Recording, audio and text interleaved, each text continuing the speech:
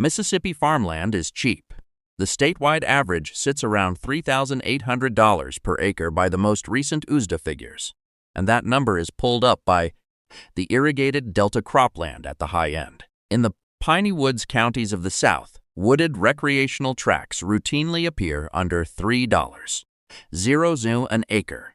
In the Delta, stripped of its labor force over decades of outmigration and mechanization, flat agricultural land changes hands at prices that wouldn't make sense in any state with a coast.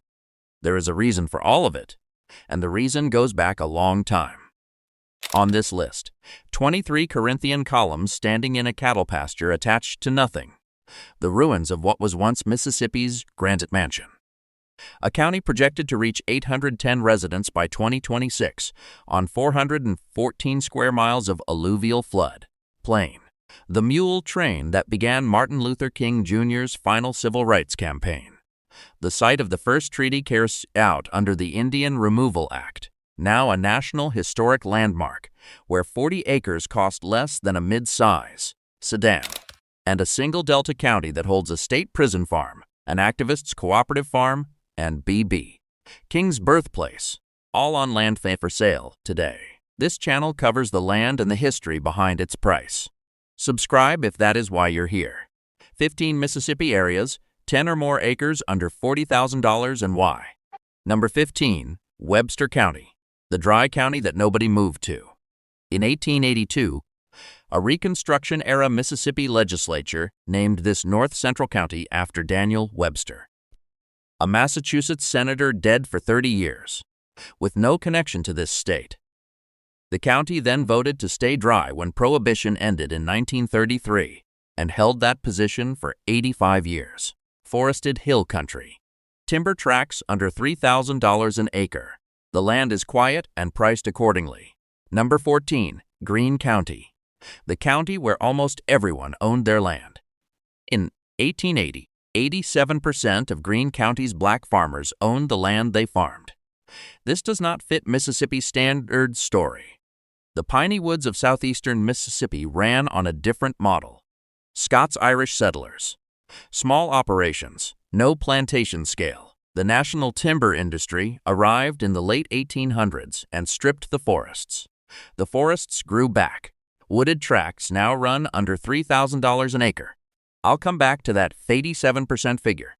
Number 13, Perry County, the Pine Cathedral nobody farms. Southeastern Mississippi, longleaf and loblolly pine. The Leafy River cuts through the county center. Black Creek carries a federal wild and scenic river designation here, which is an unusual thing to find inside one of the cheapest land markets in the state, but that is the piney woods for you.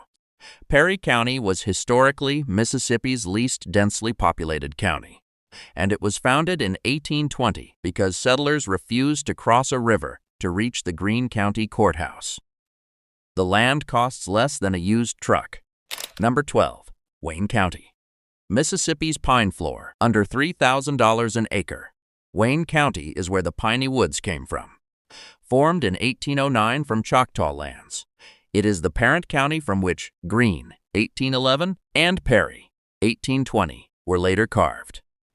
Northern timber companies began acquiring piney woods land in the 1870s after depleting Great Lakes forests.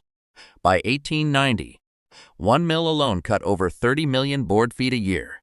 The forests grew back. The buyers didn't come. 10 or more acres, routinely under $40,000. Number 11, Noxubee County. The land the Choctaw were made to sign away. In September 1830, approximately 6,000 Choctaw people gathered in southwestern Noxubee County. The Treaty of Dancing Rabbit Creek was signed under conditions historians describe as including threats, bribery, and manipulation.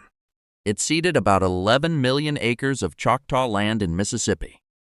It was the first removal treaty carried into effect under the Indian Removal Act, and it became the template for every forced removal of eastern tribes that followed.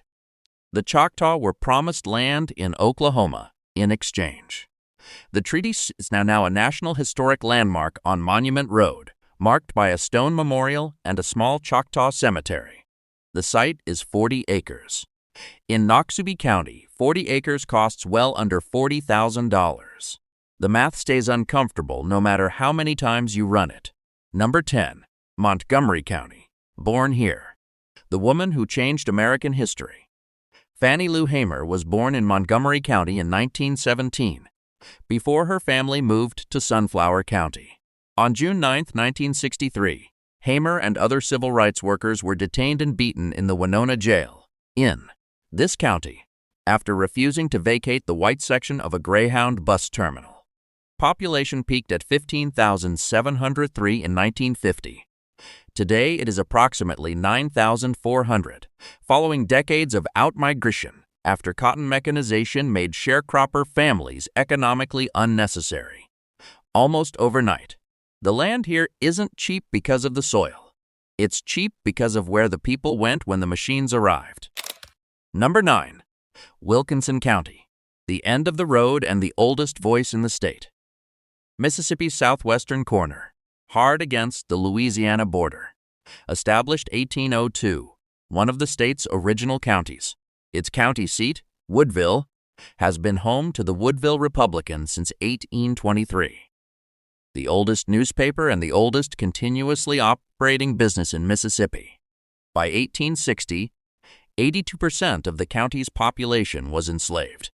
The county's 1990 census population was, according to local historical records, virtually the same as it was 160 years earlier, in 1830. All the cotton booms, the sharecropping, the Great Migration, the boll weevils, and Wilkinson County ended the century right where it started. Number 8. Claiborne County. Too beautiful to farm, too isolated to save. Off a county road outside Port Stetson's, 23 Corinthian columns stand in a cattle pasture. Windsor Mansion, built 1859 to 1861, once called Mississippi's most extravagant Greek Revival home, burned in 1890. Just the columns, open to any visitor, holding nothing up. Grant reportedly called Port Gibson too beautiful to burn when his army came through in 1863. That phrase still appears on the city limits sign. Population has declined from around 20,000 at its peak to 9,135 in 2020. We have tracked this pattern in previous lists, preserved by one force, hollowed out by another entirely. Number 7. Tallahatchie County. 2 courthouses, 1 unforgettable trial. Tallahatchie County has 2 county seats. Charleston on the east side of the river, Sumner on the west. Because neither community trusted the other with county government, the Sumner Courthouse was where Roy Bryant and J.W. Milam were tried in 1955 for the murder of 14-year-old Emmett Till. They were acquitted by an all-white jury. Population peaked at over 35,000 in 1930. The courthouse in Sumner is now an Emmett Till Interpretive Center. In 2007, the Board of Supervisors issued a formal apology to the Till family. The land is still farmed, still flat, still declining. Halfway through, and the tone is about to shift. If this video is useful to you, a thumbs up genuinely helps.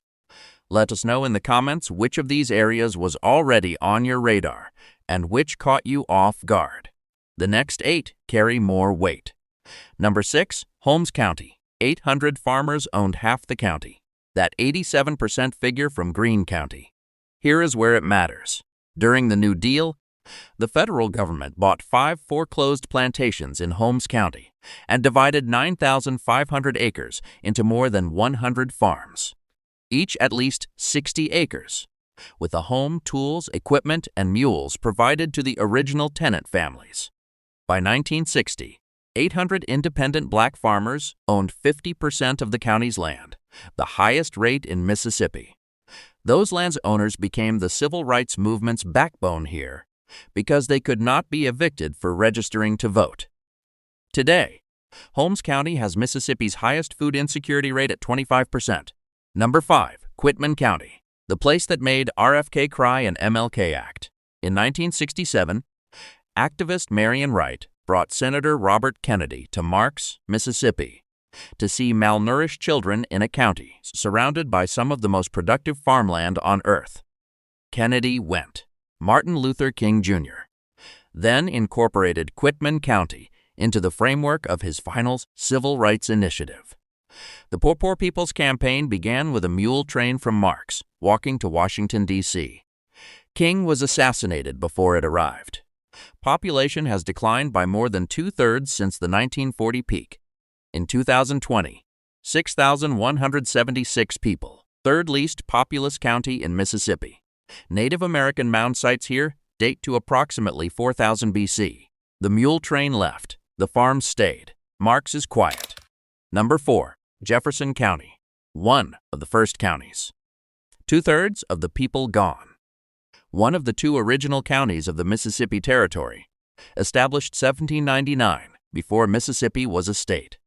Named after Thomas Jefferson. Population peaked around 21.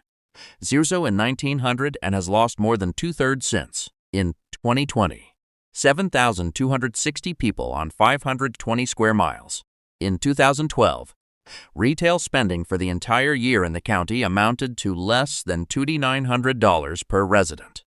In 1900, 7% of the county's black farmers owned their land, compared to 54% of white farmers.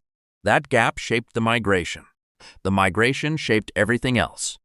The county bearing Jefferson's name is now one of the poorest places in the United States. Number 3. Sharkey County, second least populated, hardest hit. Still here. On the evening of March 24, 2023. I say evening specifically because the tornado struck at night, which matters. An EF4 with peak winds of 195 miles per hour hit Rolling Fork, Sharkey County seat. 17 people died.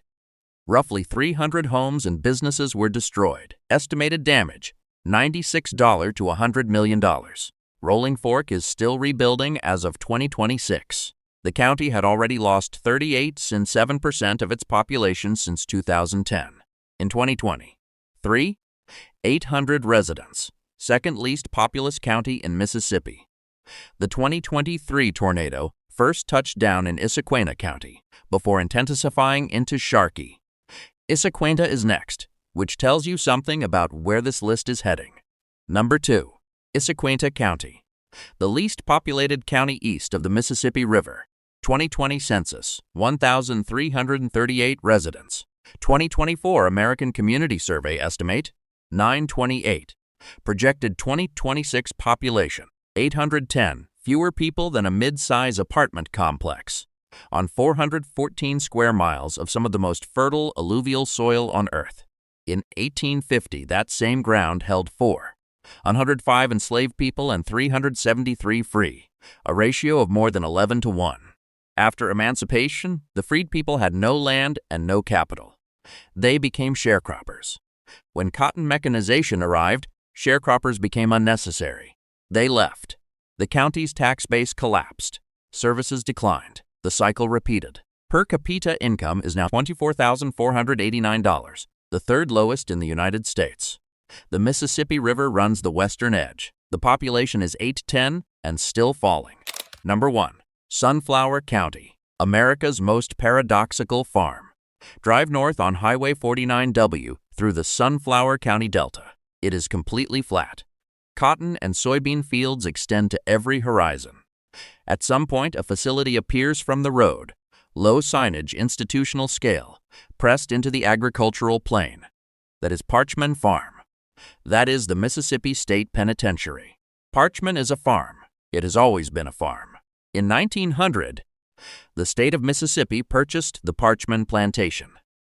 The original owner's name came with the sale, and with the first warden, and began using inmate labor to work Delta soil.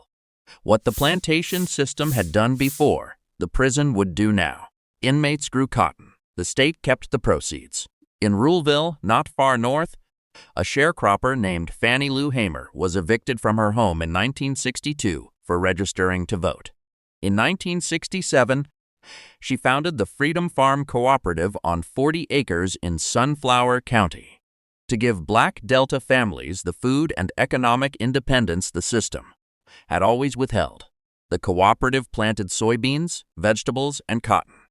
Monthly membership was $1. 1,500 families belonged in name. Only 30 could afford dues.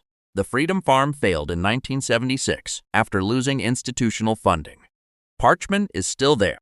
The Freedom Farm is not. Sunflower County also produced B.B. King, born in Berkeley in 1925, and the first White Citizens Council, founded in Indianola in 1954 after Brown v. Board of Education, and Senator James Eastland, who owned a plantation here while chairing the Senate Judiciary Committee and blocking civil rights legislation for 3.5 decades. One county. The land starts at under $40,000 for 10 acres. Some ground holds more history per acre than others. Mississippi land is cheap for the same reason it was once among the most expensive in the following country. It depends entirely on whose labor is farming it and what the system pays them. The entry that stays with me is Issaquena County, 810 people, third poorest county in the United States, on soil that could feed thousands. If this kind of land history is what you are looking for, subscribe.